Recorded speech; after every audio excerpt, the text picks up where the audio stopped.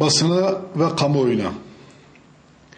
Geçtiğimiz günlerde Batman'da parti üyelerimize yapılan saldırıyı kınamak ve yaşanan olayları halkımızla paylaşmak için bir basın açıklaması yapmak ihtiyacı hissettik.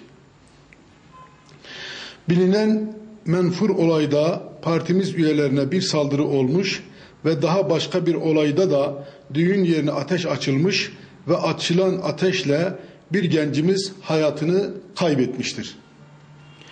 Söz konusu olay PKK-BDP medyası tarafından çarpıtılarak ve partimiz hedef gösterilerek aslından saptırılmıştır. Bölge halkı oynanan oyunların farkındadır. Kimlerin halk ve halk için çalıştığını çok iyi bilmektedir. Sesimizin ulaşmadığı kimse kalmayana dek çalışmaya devam edeceğiz. Hiç kimse davamızın sesini kısamayacak ve susturamayacaktır. Halkın üzerinde çok büyük hesaplar yapılıyor. Oradaki kardeşi kardeşe düşman etme, kardeşi kardeşe kırdırma noktasında bir takım şer odakları boş durmuyor. Dolayısıyla bölgede de şu andaki yaşanılan sıkıntılar bir takım siyasi oluşumların birbirini kabullenmeme noktası.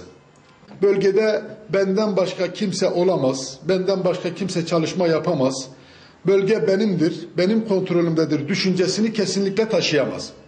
Eğer ki siz ülkeyi yönetmeye talipseniz veyahut yerel yönetimlere talipseniz o zaman farklı görüşlere, farklı düşüncelere tahammül etmek zorundasınız. Daha doğrusu kabullenmek zorundasınız. Baskıyla, güçle, kuvvetle, silahla bugüne kadarı bir sonuç alınamamış, bir yere varılamamış.